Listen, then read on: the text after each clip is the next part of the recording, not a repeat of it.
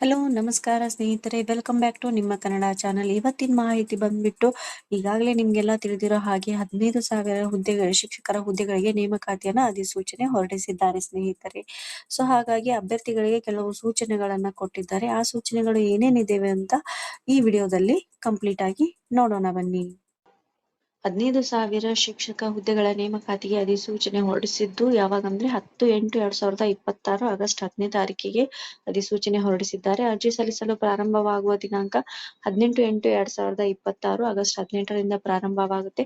ಅರ್ಜಿ ಸಲ್ಲಿಸಲು ಕೊನೆಯ ದಿನಾಂಕ 7/9/2026. ಕೊನೆಯ ದಿನಾಂಕ ಅಂದ್ರೆ ಸೆಪ್ಟೆಂಬರ್ 7ಕ್ಕೆ ಕೊನೆಯ ದಿನಾಂಕ ಸ್ನೇಹಿತರೆ ಅರ್ಜಿ ಸಲ್ಲಿಸಲು. ಹಾಗಾದ್ರೆ ಏನೇನು ಸೂಚನೆಗಳು ಕೊಟ್ಟಿದ್ದಾರೆ ನೋಡೋಣ ಬನ್ನಿ ಒಂದೊಂದಾಗಿ. ಮೊದಲನೇ ಪಾಯಿಂಟ್ ಬಂದ್ಬಿಟ್ಟು ಅಭ್ಯರ್ಥಿಗಳು ಅರ್ಜಿ ಹಾಕುವ ಮುನ್ನ ಏನು ಯಾವ್ದಾವ್ದು ವೃಂದ ಇದೆ, PST, P ಗ್ರೇಡ್ 2 ಹಾಗೆ ಅಸಿಸ್ಟೆಂಟ್ ಮಾಸ್ಟರ್, ನಂತರ GPT ಬಂದ್ಬಿಟ್ಟು ಈ ವೃಂದಗಳಲ್ಲಿ ಏನೇನು ಯಾವ್ಯಾವ ಜಿಲ್ಲೆಗೆ ಏನೇನು ಅಧಿಸೂಚನೆ ಹೊರಡಿಸಿದ್ದಾರೆ ಆ ಜಿಲ್ಲೆಗಳಲ್ಲಿ ನೋಟಿಫಿಕೇಶನ್ ಓಪನ್ ಮಾಡಿ ಓದಿ ಅರ್ಥ ಮಾಡ್ಕೊಂಡು ಆಮೇಲೆ ಅಪ್ಲಿಕೇಶನ್ ಹಾಕ್ಬೇಕು ಅಂತ ಹೇಳಿದ್ದಾರೆ. ಸೆಕೆಂಡ್ ಪಾಯಿಂಟ್ ಬಂದ್ಬಿಟ್ಟು ನೀವು ಅಪ್ಲಿಕೇಶನ್ ಹಾಕುವಾಗ ಏನು ಮಾಹಿತಿ ಕೊಟ್ಟಿರ್ತೀರಾ ಆ ಮಾಹಿತಿ ಮುಂದಿನ ಎಲ್ಲಾ ಹಂತಗಳಿಗೆ ಅದೇ ಕ್ಯಾರಿ ಓವರ್ ಆಗುತ್ತೆ ಸ್ನೇಹಿತರೆ. ಏನು ಚೇಂಜಸ್ ಮಾಡ್ಲಿಕ್ಕೆ ಬರೋದಿಲ್ಲ. ಹಾಗಾಗಿ ಅರ್ಜಿ ಸಲ್ಲಿಸುವಾಗ ಕರೆಕ್ಟ್ ಆದ ಮಾಹಿತಿ ಹಾಕೋದು ಒಳ್ಳೆಯದು. ನೆಕ್ಸ್ಟ್ 3ರಿಂದ 7ನೇ ಪಾಯಿಂಟ್ ಏನಿದೆ ಅದೆಲ್ಲ ನೋಡೋಣ ಬನ್ನಿ ಸ್ನೇಹಿತರೆ. ಸೊ ಫಸ್ಟ್ ಇಲ್ಲಿ ಬಂದ್ಬಿಟ್ಟು ನೀವು ಯೂಸರ್ ID ಪಾಸ್ವರ್ಡ್ ನ ಹಾಕ್ಬೇಕಾಗುತ್ತೆ ಅರ್ಜಿಯನ್ನ ಸಲ್ಲಿಸುವಾಗ. ಲಾಗಿನ್ ಆದ ನಂತರ ನೀವು ನಿಮ್ಮ ವೈಯಕ್ತಿಕ ವಿವರಗಳು, ನಿಮ್ಮ ಹೆಸರು, ಡೇಟ್ ಆಫ್ ಬರ್ತ್ ಹಾಗೆ ನಿಮ್ಮ ವಿಳಾಸ ಅದೆಲ್ಲ ಹಾಕ್ಬೇಕಾಗುತ್ತೆ. ನೀವು ಯಾವ ಮೀಸಲಾತಿ ಎಲ್ಲಿ ಬರ್ತೀರಾ, 2A 2B ಅಥವಾ ಗ್ರಾಮೀಣ ಕನ್ನಡ ಅವೆಲ್ಲವನ್ನ ಹಾಕ್ಬೇಕಾಗುತ್ತೆ. ಹಾಗೂ ವಿದ್ಯಾರ್ಹತೆ, ನಿಮ್ದು ವಿದ್ಯಾ ಅರ್ಹತೆ ಏನಿದೆ ಅದೆಲ್ಲವನ್ನ ಹಾಕಿ ಇಲ್ಲ ಪೂರ್ತಿ ಭರ್ತಿ ಮಾಡ್ಬೇಕಾಗತ್ತೆ. ಆನ್ಲೈನ್ ಅಲ್ಲಿ ಅರ್ಜಿ ಇದೆ, ಬೇರೆ ಅವಕಾಶ ಇಲ್ಲ. ಆನ್ಲೈನ್ ಅಲ್ಲಿ ಅರ್ಜಿಯನ್ನ ಸಲ್ಲಿಸಬೇಕು. ಹಾಗೆ ಅರ್ಹ ಅಭ್ಯರ್ಥಿಗಳು ನಿಮ್ಮ ಕೊನೆಯ ದಿನಾಂಕದವರೆಗೂ ಕಾಯದೆ ನೀವು ಮುಂಚಿತವಾಗಿ ಹಾಕಿದ್ರೆ ಒಳ್ಳೆ. ನೀವು ಕೊನೆಯ ದಿನಾಂಕವರೆಗೂ ಕಾದ್ರೆ ಏನಾಗುತ್ತೆ, ಸರ್ವರ್ ಬಿಸಿ ಏನಾದ್ರೂ ಪ್ರಾಬ್ಲಮ್ ಆಗುತ್ತೆ. ಸೊ ಬೇಗ ಹಾಕುವುದು ಒಳ್ಳೆಯದು. ಹಾಗೆ ನೀವು ಯಾವ ವೃಂದದಲ್ಲಿ ಯಾವ ಹುದ್ದೆಗೆ ಹಾಕ್ತೀರಾ ಅದನ್ನು ಕನ್ಫರ್ಮ್ ಮಾಡ್ಕೊಂಡು ಹಾಕಿ. ಇಲ್ಲಿ ನೀವು PST ಹಾಕ್ತೀರಾ, GPT ಹಾಕ್ತೀರಾ ಅಥವಾ AM ಹಾಕ್ತೀರಾ, PET ಹಾಕ್ತೀರಾ ಅಥವಾ ನಿಮ್ಗೆ ಎಲ್ಲದಕ್ಕೂ ಅರ್ಹತೆ ಇದ್ರೆ ಬೇರೆ ಬೇರೆ ಜಿಲ್ಲೆಗಳಿಗೆ ಬೇರೆ ಬೇರೆ ಅಪ್ಲಿಕೇಶನ್ ಹಾಕುವ ಅವಶ್ಯಕತೆ ಇಲ್ಲ ಸ್ನೇಹಿತರೆ. ನೀವು ಬೇರೆ ಬೇರೆ ವೃಂದಕ್ಕೆ ಅಂದ್ರೆ ನೀವೀಗ GPTನೂ ಹಾಕ್ಬೋದು ಅಥವಾ ಅಸಿಸ್ಟೆಂಟ್ ಮಾಸ್ಟರ್ನು ಹಾಕ್ಬೋದು. ಎರಡಕ್ಕೂ ನೀವು ಅರ್ಹರಾಗಿದ್ರೆ ಎರಡೂನು ಒಂದೇ ಅರ್ಜಿಯಲ್ಲಿ ಹಾಕಲು ಅವಕಾಶ ಕೊಟ್ಟಿದ್ದಾರೆ. ಬೇರೆ ಬೇರೆ ಸಪರೇಟ್ ಆಗಿ ಅಧಿಸೂಚನೆ ಹೊರಡಿಸಿದ್ದರೂ ಕೂಡ ನಿಮ್ಗೆ ಒಂದೇ ಅಪ್ಲಿಕೇಶನ್ ಅಲ್ಲಿ, ಒಂದೇ ಆನ್ಲೈನ್ ಅಪ್ಲಿಕೇಶನ್ ಅಲ್ಲಿ ಎಲ್ಲವನ್ನು ಹಾಕಲು ಅವಕಾಶ ಕೊಟ್ಟಿದ್ದಾರೆ ಸ್ನೇಹಿತರೆ. ಸೊ ಇಲ್ಲಿ ಬೇರೆ ಬೇರೆ ಅಪ್ಲಿಕೇಶನ್ ಹಾಕೋ ಅವಶ್ಯಕತೆ ಇಲ್ಲ, ಒಂದೇ ಅಪ್ಲಿಕೇಶನ್ ಅಲ್ಲಿ ಹಾಕ್ಬೋದು. ನೆಕ್ಸ್ಟ್ 8 ಮತ್ತು 9ನೇ ಪಾಯಿಂಟ್ ಬಂದ್ಬಿಟ್ಟು, ಸೊ ಇಲ್ಲಿ ಏನಿದೆ, ಒಂದು ವೃಂದದ ಒಂದು ಹುದ್ದೆಗೆ ಒಂದು ಜಿಲ್ಲೆಯಲ್ಲಿ ಮಾತ್ರ ಆಯ್ಕೆ ಮಾಡ್ಲಿಕ್ಕೆ. ಸಪೋಸ್ ಈಗ GPT social science, so GPT social science ಹಾಗೆ ನೀವು ಒಂದು ಜಿಲ್ಲೆಗೆ ಮಾತ್ರ ಹಾಕ್ಬೋದು. ಬೆಳಗಾವಿಗೆ ಹಾಕಿದ್ರೆ ಬೆಳಗಾವಿಗೆ ಮಾತ್ರ ಹಾಕ್ಬೇಕು. GPT ಸೋಷಿಯಲ್ ಸೈನ್ಸ್ ನ ಬೇರೆ ಡಿಸ್ಟ್ರಿಕ್ಟ್ ಅಲ್ಲಿ ಹಾಕಕ್ ಬರೋದಿಲ್ಲ. ಹಾಗೆ ನೀವು ಒಂದಕ್ಕಿಂತ ಹೆಚ್ಚು ವೃಂದಗಳನ್ನ, ಈಗ GPT ಮತ್ತೆ PST ಎರಡೂ ಹಾಕ್ತೀನಿ ಅಂದ್ರೆ ಎರಡೂನು ನೀವು ಒಂದೇ ಜಿಲ್ಲೆಯಲ್ಲಿ ಹಾಕ್ಬೋದು ಅಥವಾ ಬೇರೆ ಜಿಲ್ಲೆಯಲ್ಲಿ ಹಾಕ್ಬೋದು ಸ್ನೇಹಿತರೆ. ಇಲ್ಲಿ ಉದಾಹರಣೆಯೊಂದಿಗೆ ಕ್ಲಿಯರ್ ಆಗಿ ಮೆನ್ಷನ್ ಮಾಡಿದ್ದಾರೆ ನೋಡಿ ಸ್ನೇಹಿತರೆ. ನೀವು PST ವೃಂದದಲ್ಲಿ ಅಥವಾ GPT Kannada, English, maths, social science ಹಾಗೆ assistant master, CBZ arts, Kannada, English ನೀವು ಎಲ್ಲದಕ್ಕೂ ಅರ್ಹರಾಗಿದ್ದರೆ ನೀವು ಒಂದೇ ಅಪ್ಲಿಕೇಶನ್ ನಲ್ಲಿ ಮೂರಕ್ಕೂ ಹಾಕ್ಬೋದು. ಬೇರೆ ಬೇರೆ ವೃಂದಗಳಲ್ಲಿ ಬೇರೆ ಬೇರೆ ಜಿಲ್ಲೆಗಳಲ್ಲಿ ಕೂಡ ಹಾಕ್ಬೋದು. ಆದರೆ ಒಂದೇ ಹುದ್ದೆಗೆ ಒಂದೇ ವೃಂದದಲ್ಲಿ ಒಂದೇ ಜಿಲ್ಲೆಯಲ್ಲಿ ಮಾತ್ರ ಹಾಕ್ಲಿಕ್ಕೆ ಅವಕಾಶ. ಈಗ PST ಸಾಮಾನ್ಯ ನೀವು ಒಂದೇ ಡಿಸ್ಟಿಕ್ ಅಲ್ಲಿ ಹಾಕ್ಬೋದು. ಈಗ ಬೆಳಗಾವಲ್ಲಿ ಹಾಕಿದ್ರೆ ಮತ್ತೆ ನಿಮ್ಗೆ PST ಸಾಮಾನ್ಯ ಬೇರೆ ಡಿಸ್ಟಿಕ್ ಅಲ್ಲಿ ಹಾಕಲು ಅವಕಾಶ ಇಲ್ಲ. ಹಾಗೆ GPT ಸೋಷಿಯಲ್ ಸೈನ್ಸ್ ಕೂಡ ನೀವು ಈಗ ಬೆಂಗಳೂರಲ್ಲಿ ಹಾಕಿದ್ರೆ ಮತ್ತೆ ಬೇರೆ ಕಡೆ ಹಾಕಲು ಅವಕಾಶ ಇಲ್ಲ.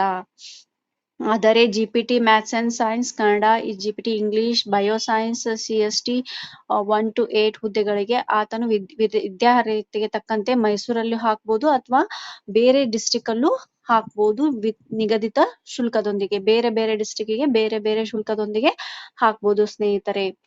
ನಂತರ ಅಸಿಸ್ಟೆಂಟ್ ಮಾಸ್ಟರ್ ಇಂಗ್ಲಿಷ್ ಹುದ್ದೆಯನ್ನ ನೀವು ಬೆಂಗಳೂರು ವಿಭಾಗದಲ್ಲಿ ಸಲ್ಲಿಸಿದರೆ ಆ ಹುದ್ದೆಗೆ ಮತ್ತೆ ಬೇರೆ ವಿಭಾಗಗಳಲ್ಲಿ ಅರ್ಜಿ ಸಲ್ಲಿಸಲು ಅವಕಾಶ ಇಲ್ಲ. ಆದರೆ ಆತನು assistant master Kannada, CBZ, arts, P grade 1 ಹುದ್ದೆಗಳನ್ನ ಬೇರೆ ಬೇರೆ ವಿಭಾಗಗಳಲ್ಲಿ ವಿದ್ಯಾರ್ಥಿಗೆ ತಕ್ಕಂತೆ ಶುಲ್ಕದೊಂದಿಗೆ ಬೇರೆ ಜಿಲ್ಲೆಯಲ್ಲೂ ಅರ್ಜಿ ಸಲ್ಲಿಸಬಹುದು ಸ್ನೇಹಿತರೆ.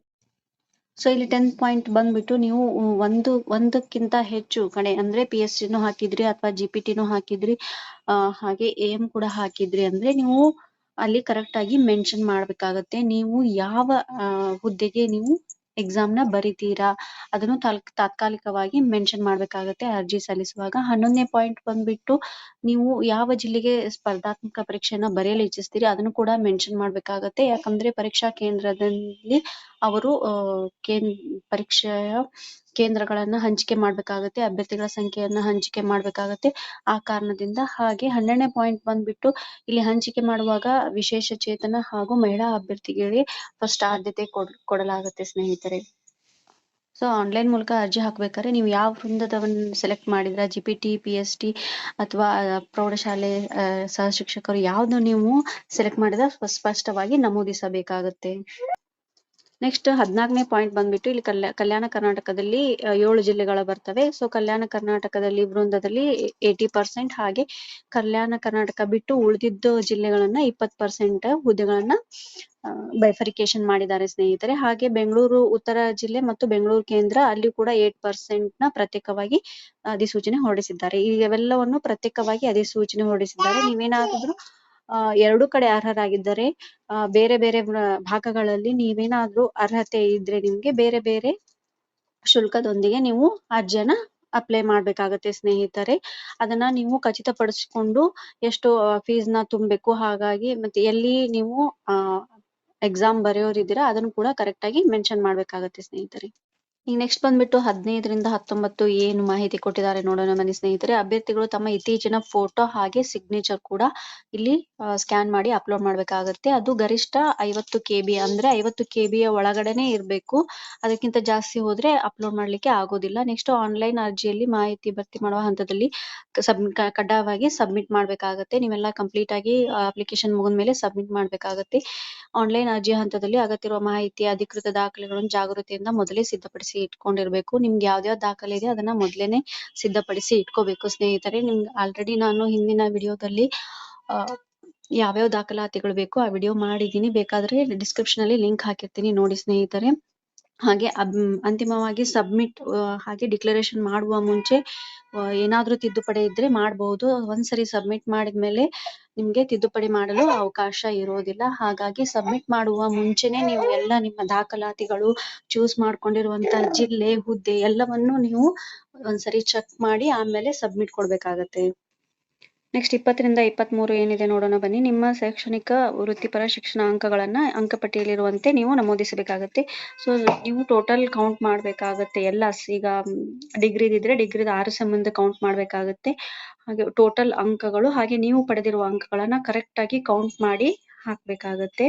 ಹಾಗೆ ಅರ್ಜಿಯಲ್ಲಿ ಮಾಹಿತಿಗಳ ದೋಷಪೂರಿತ ಹಾಗೂ ತಪ್ಪಾಗಿದ್ದಲ್ಲಿ ವಿದ್ಯಾರ್ಥಿಗಳೇ ಸಂಪೂರ್ಣವಾಗಿ ಜವಾಬ್ದಾರಾಗಿರ್ತಾರೆ. ಸೊ ನೀವು ಅಪ್ಲಿಕೇಶನ್ ಹಾಕ್ಬೇಕಾದ್ರೆ ಏನಾದ್ರೂ ತಪ್ಪಾದ್ರೆ ನೀವೇ ಕಂಪ್ಲೀಟ್ ಆಗಿ ಜವಾಬ್ದಾರರು. ಸೊ ಒಂದ್ ವೇಳೆ ನೀವು ಅರ್ಜಿ ಸಲ್ಲಿಸಿದ ನಂತರ ಏನಾದ್ರೂ ತಪ್ಪಾಗಿದ್ರೆ, ಏನಾದ್ರೂ ತಿದ್ದುಪಡಿ ಮಾಡ್ಬೇಕಂದ್ರೆ ಹೊಸದಾಗಿ ಅರ್ಜಿಯನ್ನ ಹಾಕಬಹುದು. ಆದ್ರೆ ಹಳೆ ಅರ್ಜಿಯನ್ನ ತಿದ್ದುಪಡಿ ಮಾಡೋ ಹಾಗಿಲ್ಲ. ಹೊಸದಾಗಿ ನೀವು ಶುಲ್ಕವನ್ನ ತುಂಬಬೇಕಾಗತ್ತೆ ಸ್ನೇಹಿತರೆ. ಶುಲ್ಕ ಪಾವತಿಸಿದ ನಂತರ ನೀವು ಏನು ಯಾವ ಡಿಸ್ಟ್ರಿಕ್ಗೆ ಹಾಕಿದಿರಾ, ಏನು ವಿದ್ಯಾರ್ಹತೆಗಳನ್ನ ಸರಿಯಾಗಿ ಹಾಕಿದ್ರೆ ಎಲ್ಲ ಚೆಕ್ ಮಾಡಿ ಖಚಿತಪಡಿಸ್ಕೊಳ್ಬೇಕಾಗತ್ತೆ. ಸೊ ಅಪ್ಲಿಕೇಶನ್ ಫಿಲ್ ಅಪ್ ಮಾಡಿ ಶುಲ್ಕ ತುಂಬಲು ಕೊನೆಯ ದಿನಾಂಕವರೆಗೂ ಕಾಯದೆ ಬೇಗ ತುಂಬಿದ್ರೆ ನಿಮ್ಗೆ ಒಳ್ಳೇದು. ಯಾಕಂದ್ರೆ ಸರ್ವರ್ ಬಿಸಿ ಅಂತ ಬರುತ್ತೆ. ಯಾಕೆ ಸುಮ್ನೆ ರಿಸ್ಕ್, ಬೇಗ ನೀವು ಅಪ್ಲಿಕೇಶನ್ ಹಾಕಿ ಶುಲ್ಕ ಕೂಡ ತುಂಬಿ. ಹಾಗೆ 25ನೇ ಪಾಯಿಂಟ್ ಬಂದ್ಬಿಟ್ಟು ನೀವು ಶುಲ್ಕವನ್ನ ಆನ್ಲೈನ್ ಮೂಲಕವೇ ಭರ್ತಿಸಬಹುದು. ಇಂಟರ್ನೆಟ್ ಬ್ಯಾಂಕಿಂಗ್, ಕ್ರೆಡಿಟ್ ಕಾರ್ಡ್ ಅಥವಾ ಡೆಬಿಟ್ ಕಾರ್ಡ್ ಯಾವ್ದಾದ್ರು ಒಂದು ಯೂಸ್ ಮಾಡಬಹುದು. ಅಥವಾ ನೀವು ಬ್ಯಾಂಕ್ ಚಲನ್, ಸ್ಟೇಟ್ ಬ್ಯಾಂಕ್ ಅಲ್ಲಿ ಚಲನ್ ಕೂಡ ತುಂಬಬಹುದು. ಅದನ್ನ ಬಿಟ್ರೆ ಬೇರೆ ಯಾವ ರೂಪದಲ್ಲಿ ಶುಲ್ಕ ಪಾವತಿಸಲು ಅವಕಾಶ ಇಲ್ಲ. ನೀವು ಒಂದ್ಸರಿ ಏನು ಫೀಸ್ ತುಂಬಿದ್ಮೇಲೆ ಅದನ್ನ ಯಾವುದೇ ರೀತಿಯಿಂದ ನಿಮ್ಗೆ ವಾಪಸ್ ಕೊಡೋ ಹಾಗಿಲ್ಲ. ನಿಮ್ದೇನಾದ್ರೂ ಅಪ್ಲಿಕೇಶನ್ ತಪ್ಪಾದ್ರೂ ಕೂಡ ಯಾವುದೇ ರೀತಿ ಹಿಂತಿರುಗಿಸೋದಲ್ಲ. ಹಾಗೆ ಬೇರೆ ಯಾವುದೇ ನೇಮಕಾತಿಗೂ ಅದನ್ನ ಯೂಸ್ ಮಾಡೋ ಹಾಗಿಲ್ಲ. ಒಂದ್ಸರಿ ಫೀಸ್ ತುಂಬಿದ್ರೆ ಮುಗೀತು ಸ್ನೇಹಿತರೆ. ವಿಶೇಷ ಸೂಚನೆ ಅಂತ ಕೊಟ್ಟಿದ್ದಾರೆ. ಒಂದ್ ವೇಳೆ ನೀವೇನಾದ್ರೂ ಚಲನ್ ಮೂಲಕ ಪಾವತಿಸಿದ್ರೆ ನೀವು ಫಸ್ಟ್ ಏನ್ ಮಾಡ್ಬೇಕಾಗುತ್ತೆ, ಚಲನ್ನ ಡೌನ್ಲೋಡ್ ಮಾಡ್ಕೋಬೇಕಾಗುತ್ತೆ. ನಂತರ ಹೋಗಿ ಸ್ಟೇಟ್ ಬ್ಯಾಂಕ್ ಅಲ್ಲಿ ನೀವು ಶುಲ್ಕವನ್ನ ಪಾವತಿಸಬೇಕು. ನಂತರ ಬಂದ್ಬಿಟ್ಟು ಆ ಚಲನ್ ನಂಬರ್ನ ಏನು ಅಪ್ಲಿಕೇಶನ್ ಅಲ್ಲಿ ಹಾಕ್ಬೇಕು. ಆಮೇಲೆ ನಿಮ್ ಚಲನ್ ಜನರೇಟ್ ಆದ್ಮೇಲೆ ಅದು 24 ಅವರ್ಸ್ ತಗೊಳುತ್ತೆ. ಆಮೇಲೆನೆ ನೀವು ಅಪ್ಲಿಕೇಶನ್ ಸಬ್ಮಿಟ್ ಮಾಡಿ ಡೌನ್ಲೋಡ್ ಮಾಡ್ಕೊಳ್ಳಿಕ್ಕೆ ಅವಕಾಶ ಇರುತ್ತೆ ಸ್ನೇಹಿತರೆ. ಸೊ ಇದೆಲ್ಲ ತೊಂದರೆ ಆಗೋಕ್ಕಿಂತ ಇಷ್ಟೆಲ್ಲ ಮಾಡೋದ್ಕಿಂತ ಸುಮ್ನೆ ಆನ್ಲೈನ್ ಪೇಮೆಂಟ್ ಮಾಡೋದು ತುಂಬಾ ಉತ್ತಮ ಅನ್ಸುತ್ತೆ. ಸೊ ನಿಮ್ಮ ಅರ್ಜಿಯಲ್ಲಿ ಏನ್ ಮಾಹಿತಿ ಕೊಟ್ಟಿರ್ತೀರಾ ಅದು ಸಂಪೂರ್ಣವಾಗಿ ನೀವು ನೀಟಾಗಿ ಕ್ಲೀನ್ ಆಗಿ ಓದ್ಕೊಂಡೆ ಆಮೇಲೆ ಹಾಕೋದು ಒಳ್ಳೇದು. ಹಾಗಾದ್ರೆ ಅದ್ರಲ್ಲಿ ಏನಾದ್ರು ತಪ್ಪಾದ್ರೆ ಏನಾದ್ರು ಅಪೂರ್ಣ ಅನ್ಸಿದ್ರೆ ಅದಕ್ಕೆ ಅಭ್ಯರ್ಥಿನೇ ನೇರ ಹೊಣೆಗಾರ ಅಂತ ಕೊಟ್ಟಿದ್ದಾರೆ ಸ್ನೇಹಿತರೆ. 2930 ಪಾಯಿಂಟ್ ಬಂದ್ಬಿಟ್ಟು ನೀವು ಫೀಸ್ ತುಂಬಿದ ತಕ್ಷಣ ನಿಮ್ಗಲ್ಲಿ ಅಪ್ಲಿಕೇಶನ್ ನ ಡೌನ್ಲೋಡ್ ಮಾಡ್ಲಿಕ್ಕೆ ಅವಕಾಶ ಇರುತ್ತೆ. ಸೊ ಅದನ್ನ ನಿಮ್ಮ ಹತ್ರ ಇಟ್ಕೊಳ್ಬೇಕು. ಮುಂದಿನ ಎಲ್ಲಾ ಪ್ರೊಸೆಸ್ಗೂ ಅದು ಯೂಸ್ ಆಗುತ್ತೆ ಸ್ನೇಹಿತರೆ. ಒಂದ್ ವೇಳೆ ಅದು ಕಳೆದ್ರೆ ನೀವು ನಿಮ್ಮ ID ಮತ್ತೆ ಪಾಸ್ವರ್ಡ್ ಫಾರ್ಮ್ ತುಂಬಬೇಕಾದ್ರೆ ಏನ್ ಹಾಕಿರ್ತೀರಾ ಅದನ್ನಾದ್ರೂ ನೀವು ನೆನಪಲ್ಲಿ ಇಟ್ಕೋಬೇಕು ಅಥವಾ ಎಲ್ಲಾದ್ರೂ ಬರ್ದಿಟ್ಕೊಳ್ಳಿ. ಅದನ್ನ ನೀವು ಹಾಕಿದ್ರೆ ನಿಮ್ಗೆ ನೆಕ್ಸ್ಟ್ ಅಪ್ಲಿಕೇಶನ್ ಡೌನ್ಲೋಡ್ ಮಾಡ್ಕೊಳ್ಳಿಕ್ಕೆ ಅಲ್ಲಿ ಅವಕಾಶ ಇರುತ್ತೆ. 31ನೇ ಪಾಯಿಂಟ್ ಬಂದ್ಬಿಟ್ಟು ನೀವು ನಿಮ್ಮ ಅಂಕಗಳ ವಿವರಗಳನ್ನ ಹಾಕ್ಬೇಕಾಗತ್ತೆ. ಸೊ ಗರಿಷ್ಠ ಸಂಖ್ಯೆ ಎಷ್ಟು, ನೀವು ಪಡೆದಿರುವ ಅಂಕಗಳು ಎಷ್ಟು ಅದನ್ನ ಕರೆಕ್ಟ್ ಆಗಿ ಭರ್ತಿ ಮಾಡ್ಬೇಕು. ಹಾಗೆ ಇನ್ನು ಕೆಲವು ವಿಶ್ವವಿದ್ಯಾಲಯಗಳಲ್ಲಿ ಅಂಕಗಳ ಬದಲಾಗಿ ಗ್ರೇಡ್ ಇದೆ. ಆ ಗ್ರೇಡ್ ನ ಅಂಕಗಳಿಗೆ ಕನ್ವರ್ಟ್ ಮಾಡಿ ಅದು ಕನ್ವರ್ಟ್ ಏನು ವಿಶ್ವವಿದ್ಯಾಲಯದ ಅನುಸಾರವಾಗಿ ನೀವು ಅದನ್ನ ಕನ್ವರ್ಟ್ ಮಾಡ್ಬೇಕಾಗತ್ತೆ. ಆ ಕನ್ವರ್ಟ್ ಮಾಡಿದ್ದು ಕೂಡ ಸ್ಕ್ಯಾನ್ ಮಾಡಿ ಹಾಕ್ಬೇಕಾಗತ್ತೆ. ನೆಕ್ಸ್ಟ್ 33ನೇ ಪಾಯಿಂಟ್ ಬಂದ್ಬಿಟ್ಟು ಇಲ್ಲಿ ನೀವು ಒಂದೊಂದು ವಿಶ್ವವಿದ್ಯಾಲಯದಲ್ಲಿ ಇಂಡಿಯನ್ ಕಾನ್ಸ್ಟಿಟ್ಯೂಷನ್ ಅಥವಾ ಕಂಪ್ಯೂಟರ್ ಫಂಡಮೆಂಟಲ್ ಈ ತರ ಇತ್ಯಾದಿ ಸಬ್ಸ್ಟಿಟ್ಯೂಷನಲ್ ಆಗಿ ಎಕ್ಸಾಮ್ ಗಳನ್ನ ಕೊಟ್ಟಿರ್ತೀರಾ ಸ್ನೇಹಿತರೆ. ಆ ಅಂಕಗಳನ್ನ ಕೇಳಿದ್ರೆ ಮಾತ್ರ ಹಾಕ್ಬೇಕು, ಇಲ್ಲಾಂದ್ರೆ ಅದನ್ನ ಹಾಕೋ ಅವಶ್ಯಕತೆ ಇಲ್ಲ. ಹಾಗೆ ಈ ಎಲ್ಲಾ ವರ್ಷಗಳ ಮಾರ್ಕ್ಸ್ ಗಳನ್ನ ನೀವು ಟೋಟಲ್ ಆಗಿ ಕೌಂಟ್ ಮಾಡ್ಬೇಕಾಗತ್ತೆ. ಈಗ 3 ವರ್ಷದಂದ್ರೆ 6 ಮಾರ್ಕ್ಸ್ ಕಾರ್ಡಿಂದು ಅಷ್ಟು ಅಂಕಗಳನ್ನ ನೀವು ಕ್ಯಾಲ್ಕುಲೇಟ್ ಮಾಡ್ಬೇಕು. ಗರಿಷ್ಠ ಅಂಕಗಳು ಅಂದ್ರೆ ಅವ್ರು ಕೊಟ್ಟಿರುವಂತ ಅಂಕಗಳು, ಒಬ್ಟೈನ್ಡ್ ಮಾರ್ಕ್ಸ್ ಅಂದ್ರೆ ನೀವು ತಗೊಂಡಿರುವಂತ ಮಾರ್ಕ್ಸ್. ಅದೆಲ್ಲವನ್ನು ಕಂಪ್ಲೀಟ್ ಆಗಿ ಕ್ಯಾಲ್ಕುಲೇಟ್ ಮಾಡಿ ಪರ್ಸೆಂಟೇಜ್ ತೆಗೆದುಕೊಂಡು ಆಮೇಲೆ ಆನ್ಲೈನ್ ಅಪ್ಲಿಕೇಶನ್ ಹಾಕ್ಲಿಕ್ಕೆ ಹೋಗಿ ಅಲ್ಲೇ ಹೋಗಿ ಸುಮ್ನೆ ಕನ್ಫ್ಯೂಸ್ ಮಾಡ್ಕೊಂಡು ಒಂದ್ ಮಾರ್ಕ್ಸ್ ಏನಾದ್ರು ಮಿಸ್ಟೇಕ್ ಆದ್ರೆ ವೆರಿಫಿಕೇಶನ್ ಅಲ್ಲೇ ನಿಮ್ದು ಕ್ಯಾನ್ಸಲ್ ಆಗುತ್ತೆ ಸ್ನೇಹಿತರೆ.